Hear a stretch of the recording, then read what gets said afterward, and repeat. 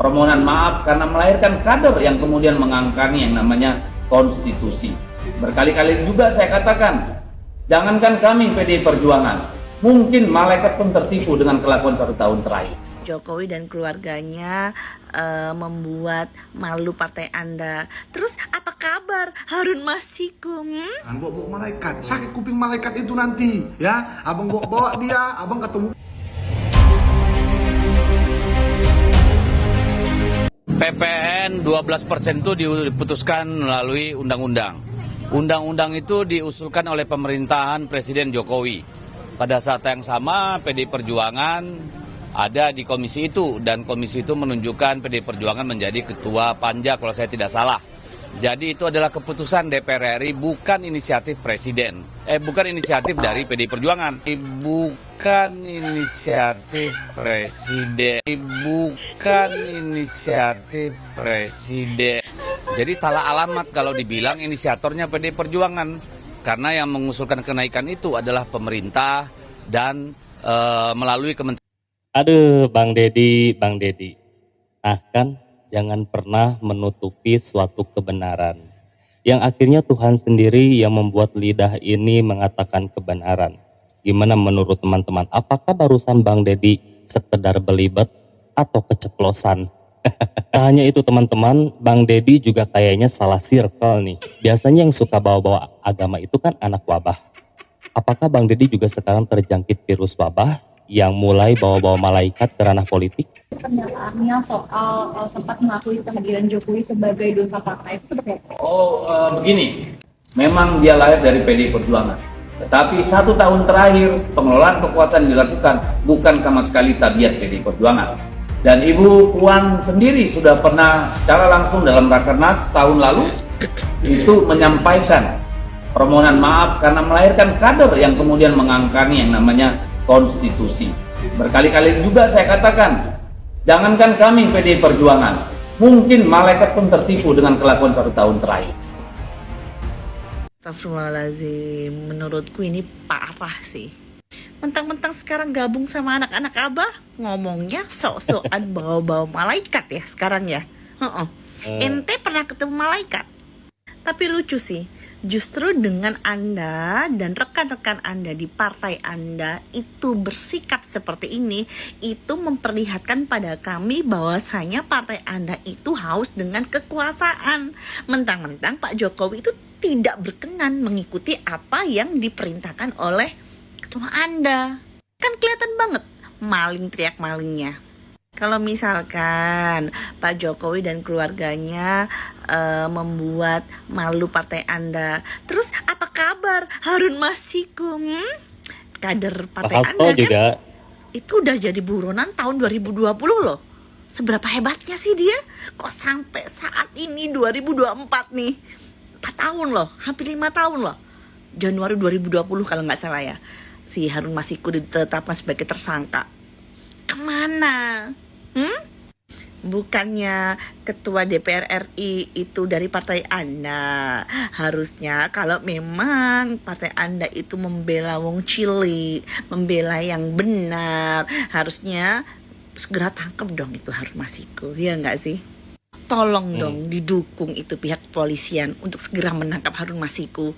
Jangan malah ketika Pak Hasto menjadi saksi atau apa ya, tersangka sekarang Hasto itu ya malah nggak terima gitu loh. Kalau misalkan tidak ada apa-apa, tidak ada hubungannya dengan Pak Hasto, tidak ada hubungannya dengan partai Anda, ya ngapain?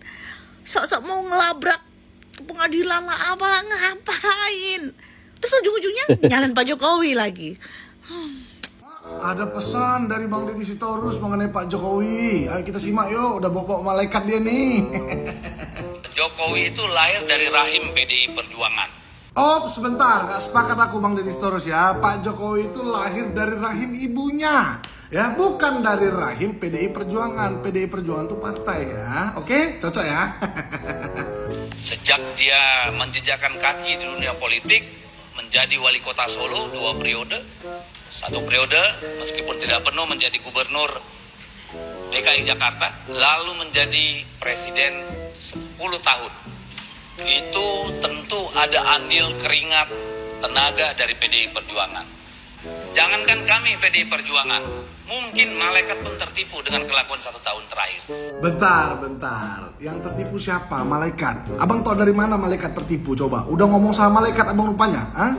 Kayak mana maksudnya? Coba jelaskanlah dulu. Bingung kami nih masyarakat, Bang. Yang jelas Bang Deddy Sitorus, ku jelaskan ya, tingkat kepuasan masyarakat terhadap kinerja Pak Presiden Jokowi itu mencapai 80% lebih, ini ada beritanya nih, ya. Jadi kami masyarakat tidak tertipu, malah merasa bangga mempunyai Presiden Jokowi, ya, yang sekarang dilanjutkan oleh Presiden Prabowo Subianto. Jadi kalau abang bagian dari 20%, ya nggak ada masalah, silahkan saja. Yang jelas kayak masyarakat tidak merasa tertipu dan jangan bawa-bawa malaikat. Sakit kuping malaikat itu nanti, ya. Abang bawa dia, abang ketemu pun belum kan sama malaikatnya? Saya tidak tahu apakah pandangan Deddy Sitorus itu merupakan pandangan PDIP secara umum atau itu merupakan hanya pendapat pribadi dia. Tetapi ketika kita melihat bahwa Pak Jokowi itu dipecat oleh PDIP, maka nampaknya pandangan Deddy Sitorus itu adalah merupakan pandangan PDIP secara kepartaian. Tetapi yang menjadi pertanyaan adalah apa sebenarnya manfaat politis bagi partai PDIP dalam upayanya yang setiap hari nampaknya menyerang Pak Jokowi. Apakah dengan menyerang Pak Jokowi, elektabilitas PDIP akan menjadi naik atau bahkan menjadi turun?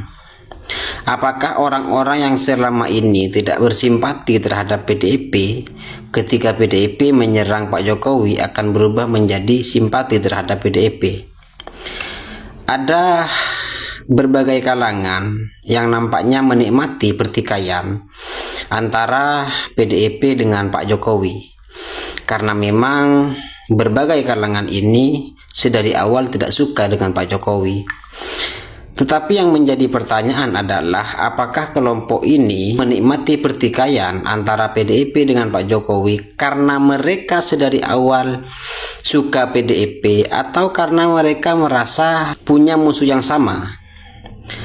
Kalau mereka hanya merasa punya musuh yang sama, itu artinya setelah Pak Jokowi tumbang, maka pada akhirnya yang akan mereka tumbangkan itu adalah PDIP itu sendiri. Karena sedari awal mereka menikmati pertikaian itu bukan karena mendukung PDIP, tetapi karena mereka merasa punya musuh yang sama, yakni Pak Jokowi. Tapi kan PDIP menyerang Pak Jokowi bukan karena kepentingan politik elektoral. Ya kalau itu alasannya, maka apa artinya PDIP menjadi partai politik ketika politik elektoral bukan menjadi pertimbangan utama dalam menentukan sikap politiknya? Itulah teman-teman, jangan pernah biarkan lidah ini menutupi suatu kebenaran. Karena jika Tuhan sudah bertindak, maka lidah ini akan mengatakan kejujuran tanpa kita sadari, ya. Lalu di sini juga Bang Deddy Sitorus mengatakan bahwa PDIP menyesal melahirkan kader seperti Jokowi. Terbalik dong, harusnya Pak Jokowi yang mengatakan menyesal. Terlahir dari partai PDIP yang tidak menghargai kinerjanya. Saya pribadi aja merasa bahwa orang hebat seperti Bapak Jokowi ini sungguh disayangkan jika harus menjadi kader dari partai yang selalu harus manut kepada ketua umumnya. Katanya malaikat juga sampai ketipu, kata Bang Deddy, ya. Memangnya Bang Deddy ini udah ketemu sama malaikat, sudah ngobrol gitu, malaikat curhat kecewa sama Jokowi gitu. Ini statementnya udah mulai gak rasional, ya. Jangan pernah menggunakan Tuhan ataupun malaikat untuk menghakimi seseorang, ya. Karena baik buruknya manusia itu rahasia Tuhan. Tuhan lebih tahu mana yang buruk dan mana yang baik, ya. Nah, mungkin sekian teman-teman. Apabila teman-teman juga punya pendapat, silakan tinggalkan pendapat teman-teman di kolom komentar. Seperti biasa, Ujang ucapkan terima kasih sudah menyimak.